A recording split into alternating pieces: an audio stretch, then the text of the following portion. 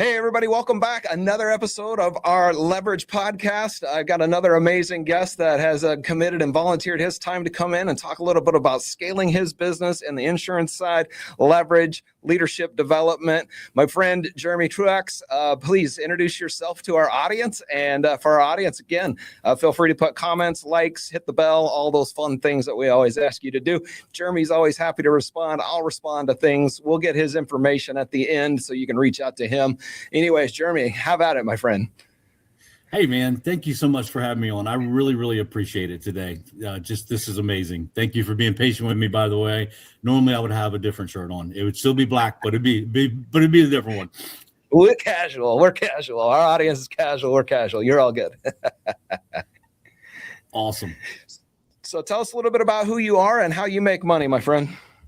Okay, so here's the boring. I'll tell you the boring part, and then I'm going to tell you the fun part. The boring part is I help people invest money so they can retire, and I help people ensure that process.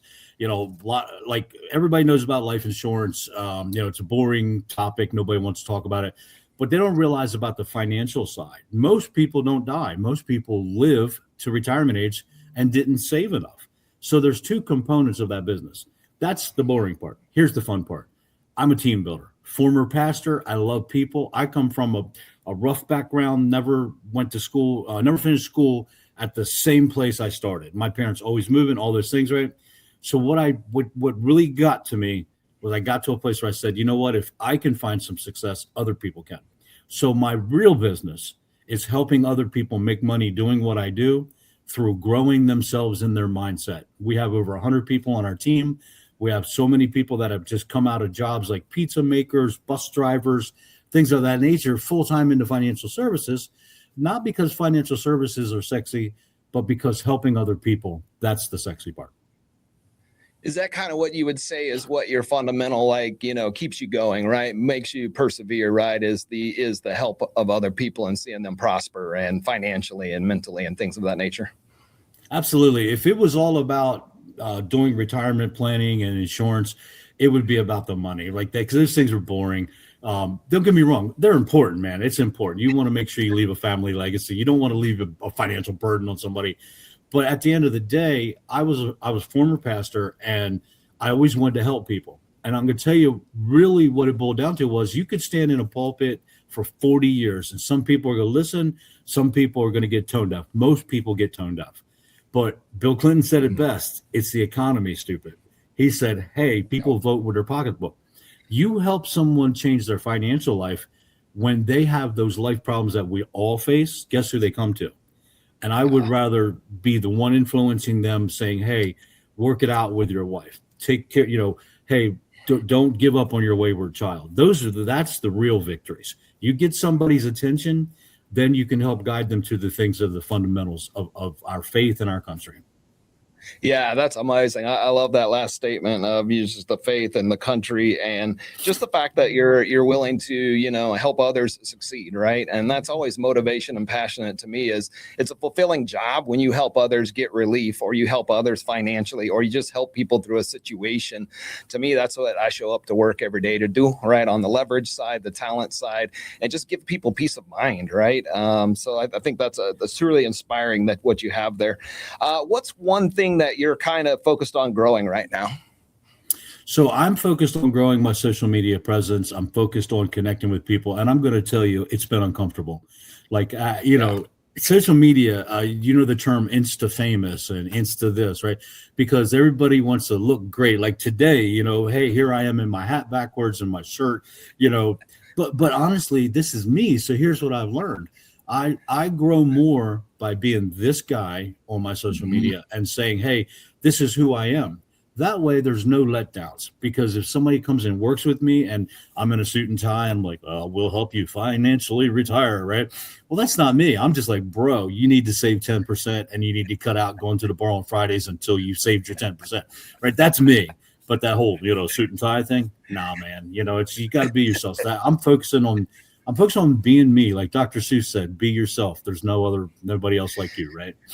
Yeah, and I think we see that as a lot of we're seeing that in social media more, right? And especially with AI and everything coming out, there's more and more authenticity is the king of the day, right, or the queen of the day, right?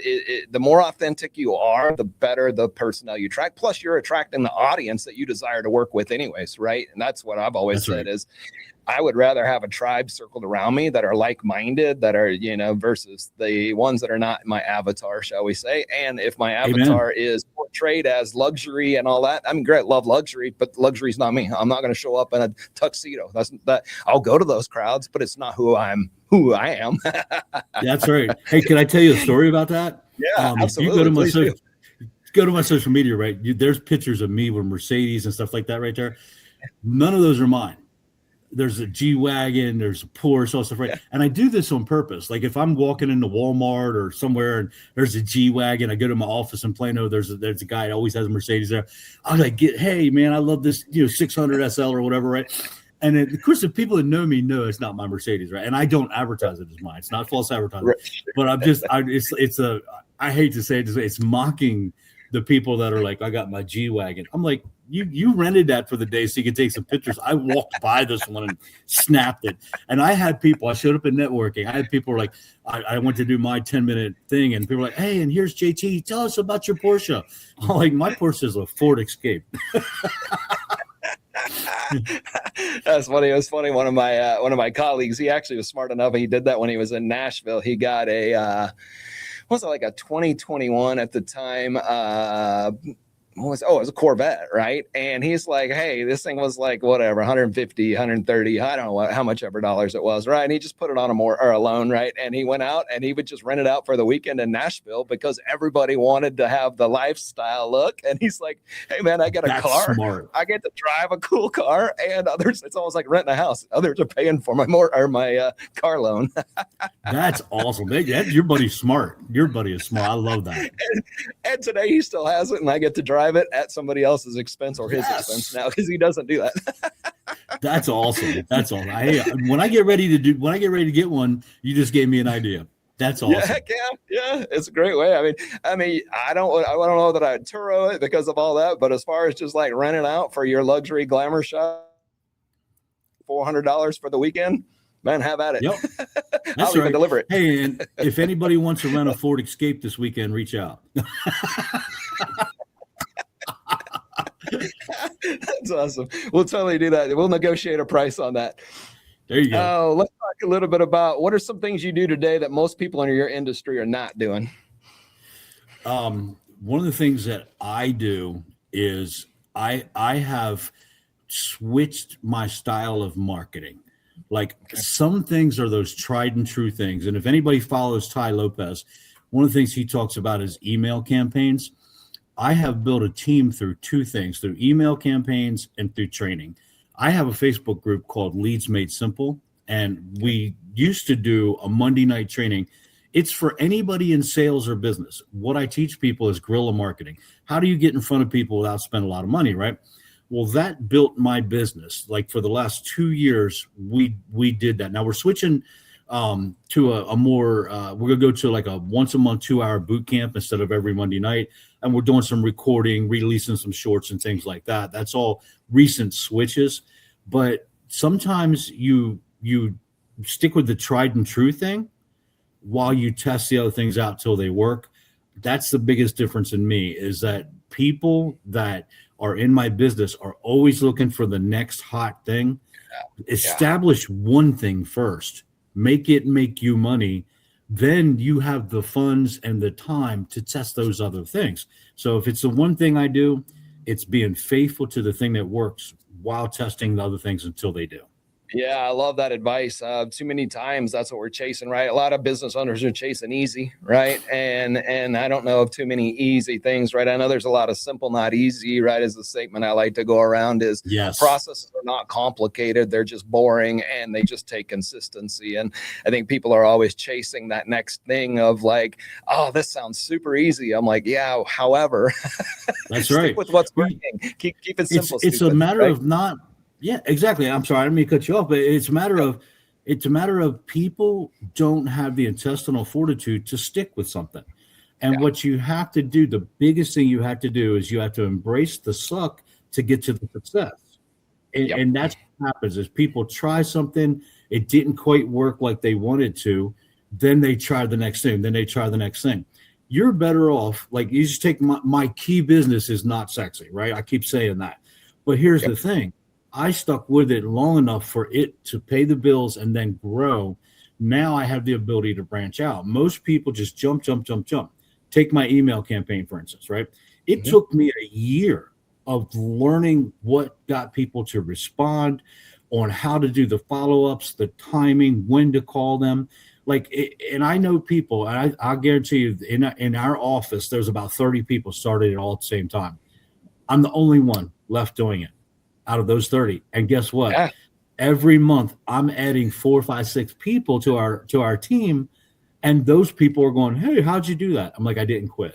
I stuck with the one thing. Yeah. Yep. Hell yeah. Yeah. And that's what I find with business owners, and I'm guilty as charged too, right? Is we get bored with what's working, right? It's working and we want to go, oh, but there's something better. And it's like, that's right. Is there? Is there? Well, yeah. And that's the thing, we all talk about multiple income streams, right? I'm a believer in multiple income streams, but here's the thing. You got to get that one income stream solid first. That's the missing ingredient. Elon Musk, right? Elon Musk, like him or hate him, it don't matter. It was PayPal first, or C2G, or whatever they had a different name when they started. It was that. Then it was the other things. It wasn't. He didn't go out one day and say, "I'm going to start SpaceX, buy Twitter, found PayPal, and do Tesla and all this stuff at Grok or whatever." He didn't do all that in one day. That was an evolution of one success. Yeah, I think that's a great analogy and I have one here even at the company we work for is, affiliate marketing is the jam, right? These days is, paying out commissions on reselling services, right? Things like that, right. Referral based income. I always try to tell people, don't get in my model unless you have a stable income in another capacity. My model can, based on which one you choose, can make you 6 figures for sure, but it's not going to do that immediately. And I'm not here to have you come in and just give up your world, right, at a hope of making money, right? It's like, no, have a stable primary income. This is MRR in addition to your primary income, right? And I think that's really important you say that, is too many people jump all in on an opportunity, which is not a bad thing. Some people have been very successful doing that because you got everything to lose, everything to gain, everything to lose, right? Mentality. But right. I'm not that guy. I'm like, at my age, I'm like, hey, get in this thing part-time, generate some revenue. It can be a secondary income for you. However, you need your bread and butter, which is your primary income, right? Absolutely. May I speak to that, Mike? Here's the thing in my business. My most successful people kept a day job that they didn't like long enough for the part-time income to overtake the daytime income. 100%. In fact, in my business, unless you have 3 months of savings, or unless you're the type of person who's really, really disciplined, you don't even want to start full-time. Now, if you're a kid coming out of college and you go to work for Merrill Lynch or somebody like that might be a little bit different. But in my business, it doesn't matter if you're a dishwasher or an executive. If you start part-time and you work at it and you give it 10, 15 hours of focused time each week, real focused time, not I'm on social media looking to see if somebody liked my post about insurance, right? Right. But like real time, what happens is in 6 months or so, you begin to notice that income starts to grow and overtake your other income. Then you can jump all in. Then your risk is more calculated.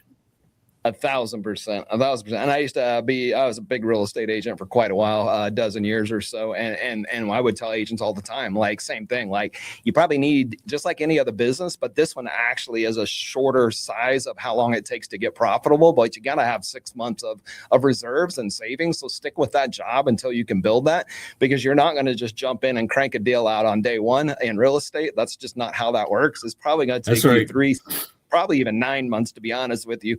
And that's a long time on zero pay. Amen. And there's I'm trying to remember the name of it. There's actually a psychological paradigm, and it's like this.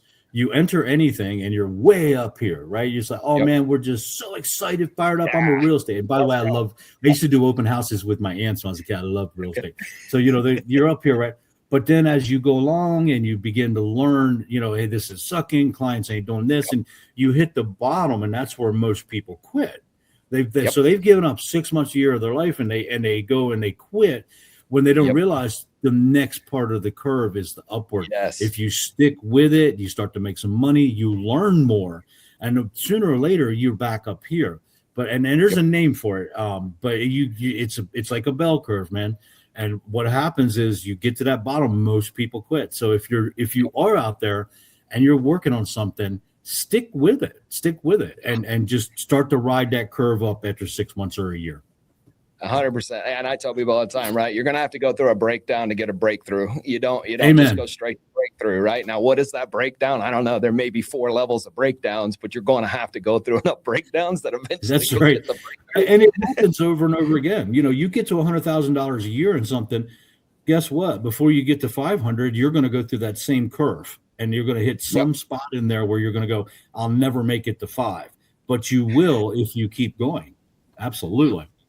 Yes, I 100 believer. Tell me a little bit about what gives you the most leverage today, right, in your business. Could be software, could be people, could be you name it.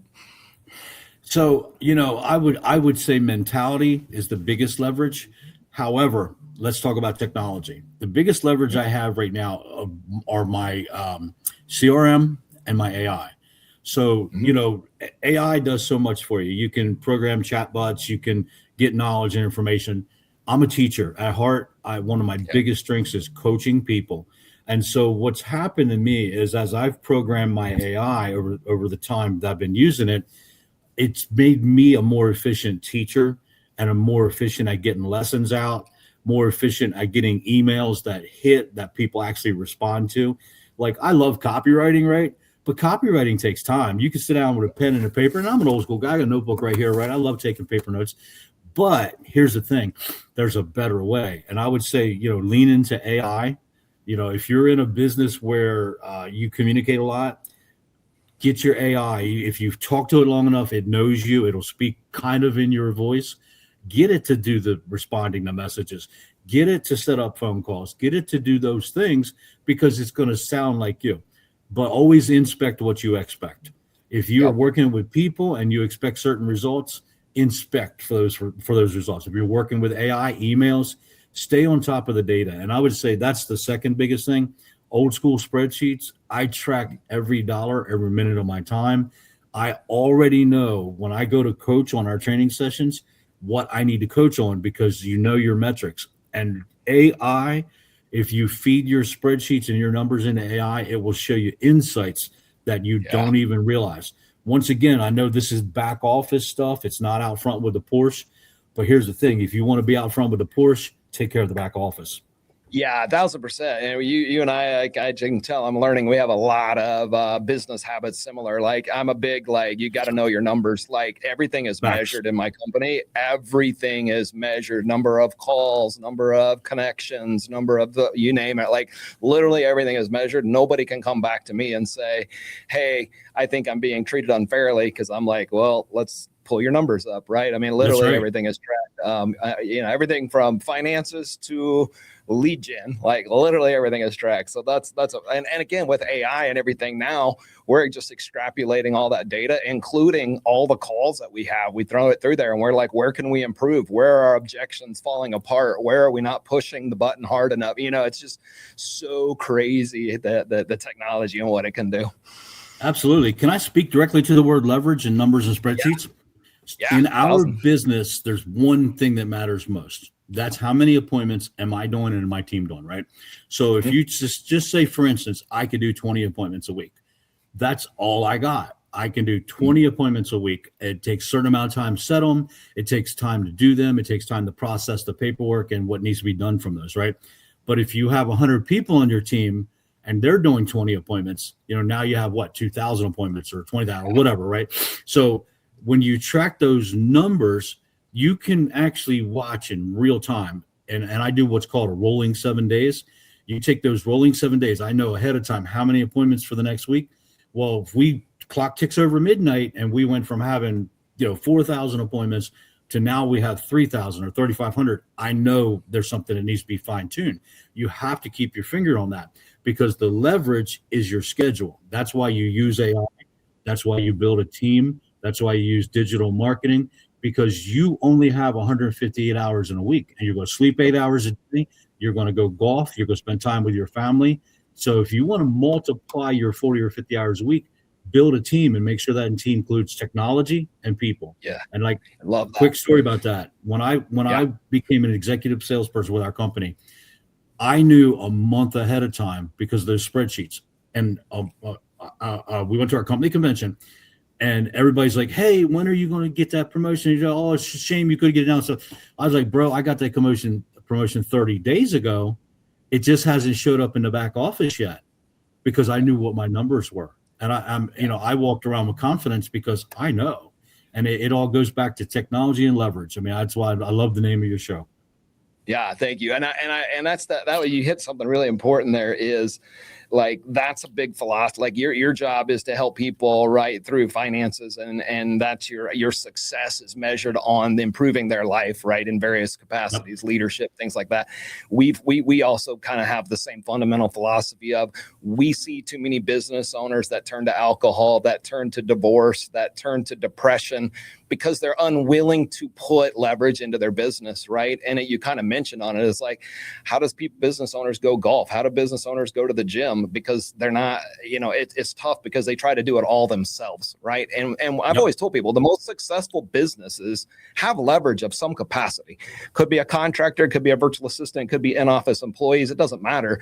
But if you're going to multiply scale and actually have a life where you're not working 60, 80, 120 hours a week, you're going to have to put leverage, which I agree. It's software, it's AI, and it's people, right? So we're spot on with that. That's the thing in my business. You see that what you just said, man, drugs, alcohol, divorce, all those things.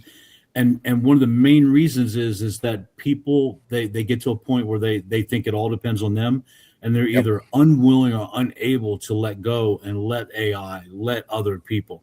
And at some point, you have to trust other people. Like, someone asked me this morning, about, hey, people let me down, right?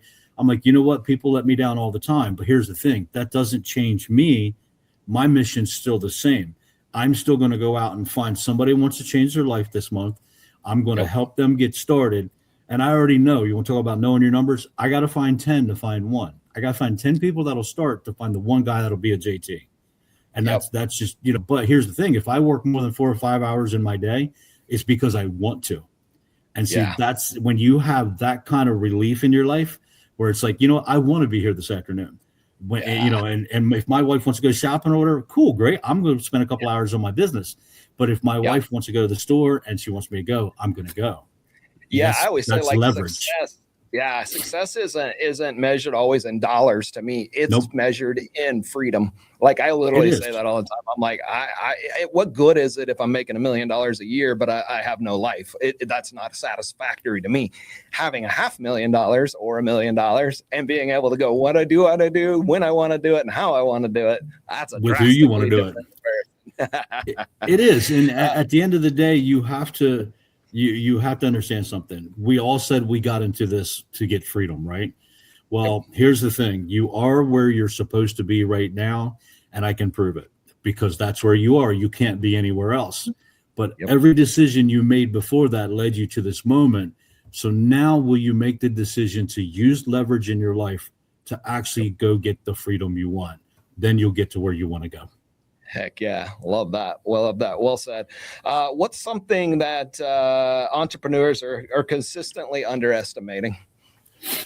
I'll tell you, what I think? I think entrepreneurs are consistently underestimating releasing the reins of their opportunities to the people. Because entrepreneurs, we're ADHD, first of all. We're all over the place. We love new ideas. We love these things. But we also love control. And the thing about control is this. It goes back to that 158 hours a week. You only have those 158 hours. So if you use your leverage in other people and trust them, let them rise to the level of the standard you set. Some won't, but some will. And so what you do is you run with the ones that will.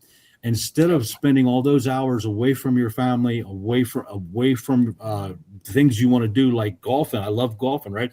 You got to make sure that you use and I don't mean this in a negative sense, use people in the right way. Let them run with an idea. Don't be so controlling. Yeah, I agree with that. And in a different capacity, like when I did real estate, I had 25 agents on my real estate team, all that. And I learned that equitably sharing my leads led me to nowhere. Yet if I fed my stallions and let the ponies become stallions, or the ponies go out to the barn, and my analogy here, we were much better taking care of our stallions who earn the right to have those primo opportunities and leads versus that's right. Everybody gets a trophy, right? That's right. And in our business, I'll tell you what, I had two things I function on every day. Everything in my life is a filter. Okay, so you have back when I did some coaching for agents, I don't do it anymore. Back when I did, I had a very small fee, and the reason was I didn't need to make money on that. The fee was a filter to see if they were serious. I give filters out every day. Hey, this guy, you got these. I got five prospects in your state. I see what he does with those 5 before I give him 10. It's a filter, right? Or if I tell somebody, call me at 9:00 tomorrow morning. If they don't call me at 9:00, that was a filter, right? So here's what that filter does. That filter reveals the 3 types of people in your business. You have players, can be players, and very nice people. So the very nice people, those are your ponies. They got to go out to the barn and grow up a little bit. Your can be players, they might call you at 9:01 and say, man, I know you said 9, it's 9:01, but at least it's not 9:30. But your players, you're probably not even going to hear from them until they got it. So I have a lady the other day. She got appointed. We have 65 companies we work with. She got appointed with one of those companies on Monday, got her writing number on Tuesday. On Wednesday, she calls me. She's like, hey, check this out. I got this sale. She hadn't even went through onboarding yet. That's a player. I love that. All right, let me do some rapid fire real quick with you. And these are just kind of short bullets. Hit me with your first thought. If you're ready to go with that. Favorite business book? My favorite business book is Byproduct by Ian Pruckner. Everybody needs to read it. And if you like it and you want to get the course, I have a discount link. I'm not an affiliate. We're just friends. Ian's great. Sweet. Love it. I'm definitely going to have to look into that. Next one, best purchase under $100. Oh, my God. What you just asked me. I buy books every single day. Knowledge, baby. Knowledge. Read. Feed the brain. Heck yeah. Favorite AI tool? I am old school when it comes to AI. I still love ChatGPT. I know everybody moved on. I love chat. I'm with you. I'll use them both a little bit, but I'm still more ingrained in my life history of the last 2 years. Life history. Yep, that's me. What app do you use the most on your phone? Oh my gosh, probably my email. Yeah, but I know it's boring. No, that's good. Most impactful habit? My most impactful habit is controlling my schedule. Nobody's going to control my schedule but me. If you control your schedule, you control your life. Yeah, we must be like business owners that don't know each other, because that's all me. I'm like, if you don't have a calendar and it ain't dialed in, you don't have a freaking business, and you don't have, and that's why you don't have flexibility. When I coach my agents, I always say, bring your calendar and bring your presentation. And I'm going to tell you right now, I never get to the presentation. It's always the calendar that solves the problem. 1,000%. Let's see. Biggest business mistake? My biggest mistake was not going all in sooner. And I don't mean quitting my job back in the day. I mean, just not selling out back in the day. If you're on here and you're listening to this and you're wanting to pull the trigger, you know in your heart you want to make a difference, go all in, whatever that looks like for you now, and don't quit. One thing you would never automate? One thing I'd never automate or would automate? This one, sorry. Yeah, we do both. I threw this one in a wrinkle. One thing you would automate, one thing you would not delegate. Let's do that 2-part. What would you automate? What would you not delegate?